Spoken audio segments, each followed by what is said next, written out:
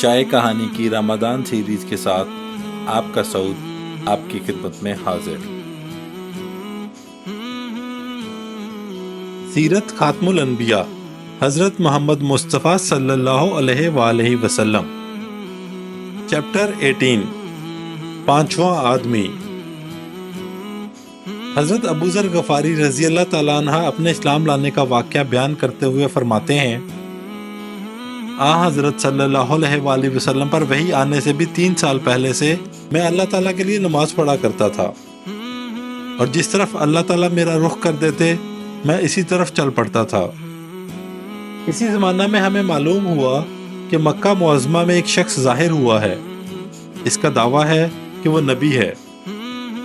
یہ سن کر میں نے اپنے بھائی انیس سے کہا، تم اس شخص کے پاس جاؤ، اس سے بات چیت کرو اور آ کر مجھے اس بات چیت کے بارے میں بتاؤ۔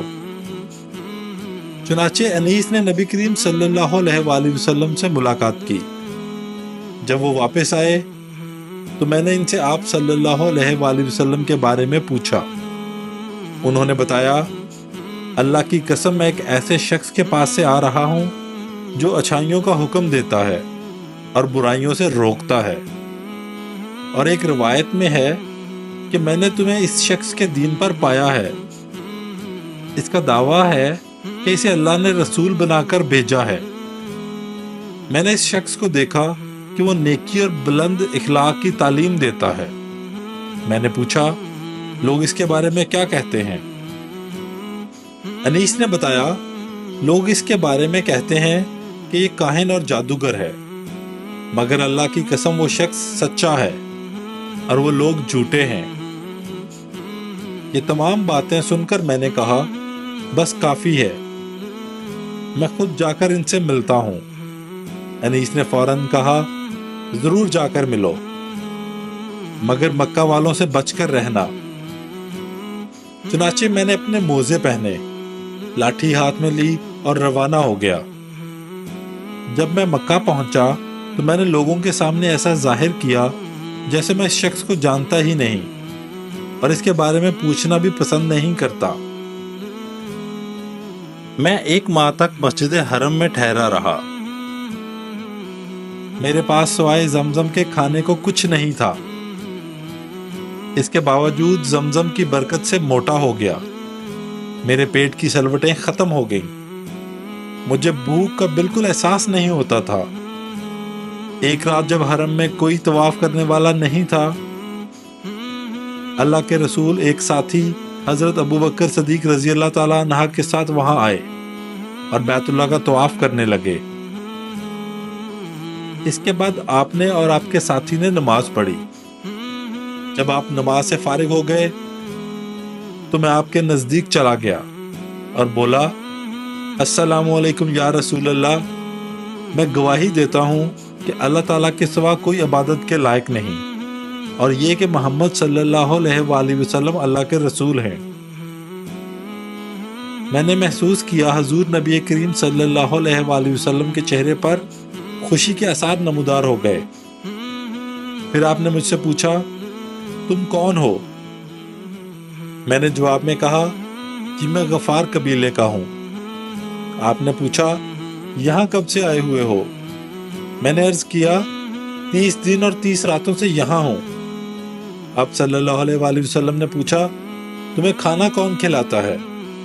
میں نے عرض کی، میرے پاس سوائے زمزم کے کوئی کھانا نہیں، اسی کو پی پی کر میں موٹا ہو گیا ہوں، یہاں تک کہ میرے پیٹ کی سلوٹیں تک ختم ہو گئی ہیں اور مجھے بھوک کا بالکل احساس نہیں ہوتا۔ آپ صلی اللہ علیہ وآلہ وسلم نے فرمایا، مبارک ہو، یہ زمزم بہترین کھانا اور ہر بیماری کی دعا ہے۔ زمزم کے بارے میں احادیث میں آتا ہے، اگر تم آب زمزم کو اس نیت سے پیو کہ اللہ تعالیٰ تمہیں اس کے ذریعے بیماریوں سے شفا عطا فرمائے تو اللہ تعالیٰ شفا عطا فرماتا ہے، اور اگر اس نیت سے پیا جائے کہ اس کے ذریعے پیٹ بھر جائے اور بھوک نہ رہے تو آدمی شکم سیر ہو جاتا ہے، اور اگر اس نیت سے پیا جائے کہ پیاس کا اثر باقی نہ رہے تو پیاس ختم ہو جاتی ہے۔ اس کے ذریعے اللہ تعالیٰ نے اسماعیل علیہ السلام کو سیراب کیا تھا۔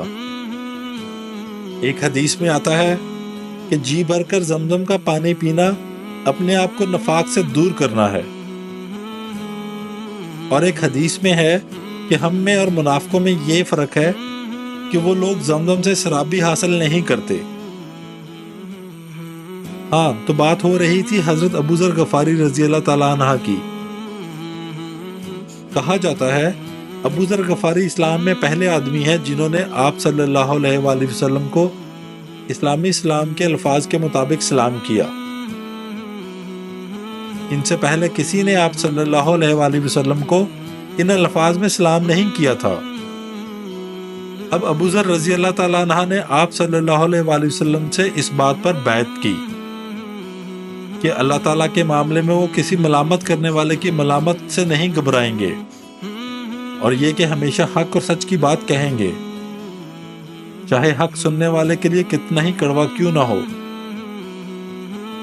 یہ حضرت ابو ذر رضی اللہ تعالیٰ عنہ حضرت ابو بکر صدیق رضی اللہ تعالیٰ عنہ کی وفات کے بعد ملک شام کے علاقہ میں ہجرت کر گئے تھے۔ پھر حضرت عثمان کی خلافت میں انہیں شام سے واپس بلا لیا گیا، اور پھر یہ ربضہ کے مقام پر آ کر رہنے لگے۔ ربضہ کے مقام پر ہی ان کی وفات ہوئی تھی۔ ان کے ایمان لانے کے بارے میں ایک روایت یہ ہے کہ جب مکہ معظمہ آئے تو ان کی ملاقات حضرت علی رضی اللہ تعالیٰ عنہ سے ہوئی تھی، اور حضرت علی نے ہی ان کو آپ صلی اللہ علیہ وآلہ وسلم سے ملوایا تھا۔ ابو ذر رضی اللہ تعالیٰ عنہ کہتے ہیں بیعت کرنے کے بعد نبی کریم صلی اللہ علیہ وآلہ وسلم انہیں ساتھ لے گئے۔ ایک جگہ حضرت ابو بکر صدیق رضی اللہ تعالیٰ عنہ نے ایک دروازہ کھولا، ہم اندر داخل ہوئے۔ ابو بکر صدیق رضی اللہ تعالیٰ عنہ نے ہمیں انگور پیش کیے۔ اس طرح یہ پہلا کھانا تھا جو میں نے مکہ میں آنے کے بعد کھایا۔ اس کے بعد نبی کریم صلی اللہ علیہ وآلہ وسلم نے ان سے فرمایا، اے ابو ذر، اس معاملے کو ابھی چھپائے رکھنا، اب تم اپنی قوم میں واپس جاؤ اور انہیں بتاؤ کہ وہ لوگ میرے پاس آ سکیں۔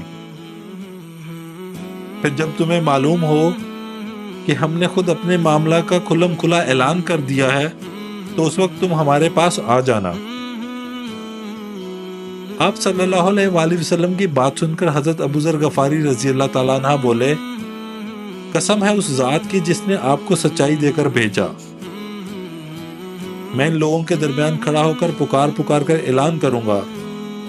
حضرت ابو ذر رضی اللہ تعالیٰ عنہ کہتے ہیں میں ایمان لانے والے دیہاتی لوگوں میں سے 5واں آدمی تھا۔ غرض جس وقت قریش کے لوگ حرم میں جمع ہوئے، انہوں نے بلند آواز میں چلا کر کہا، میں گواہی دیتا ہوں سوائے اللہ کے کوئی معبود نہیں، اور میں گواہی دیتا ہوں کہ محمد صلی اللہ علیہ وآلہ وسلم اللہ کے رسول ہیں۔ بلند آواز میں یہ اعلان سن کر قریشیوں نے کہا، اس بددین کو پکڑ لو۔ انہوں نے حضرت ابو ذر رضی اللہ تعالیٰ عنہ کو پکڑ لیا اور بے انتہا مارا۔ ایک روایت میں الفاظ یہ ہیں، وہ لوگ ان پر چڑھ دوڑے، پوری قوت سے انہیں مارنے لگے، یہاں تک کہ وہ بے ہوش ہو کر گر پڑے۔ اس وقت حضرت عباس رضی اللہ تعالیٰ عنہ درمیان میں آ گئے۔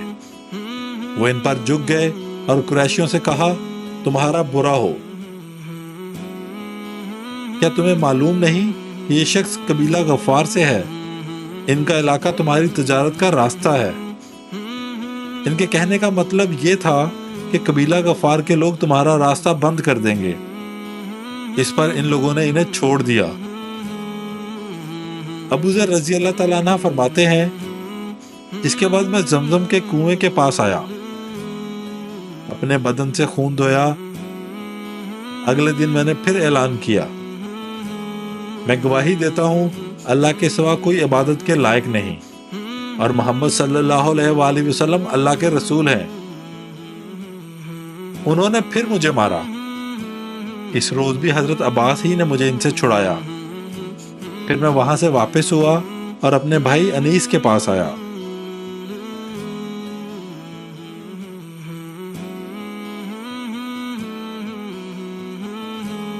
ایک چھوٹی سی کاوش آپ کے اپنے سعود کی طرف سے۔ اللہ تعالیٰ سے دعا ہے کہ کہ اللہ تعالیٰ ہماری اس کاوش کو قبول فرمائے۔ اگر آپ کو پسند آئے تو ہمارا YouTube چینل ضرور سبسکرائب کریں۔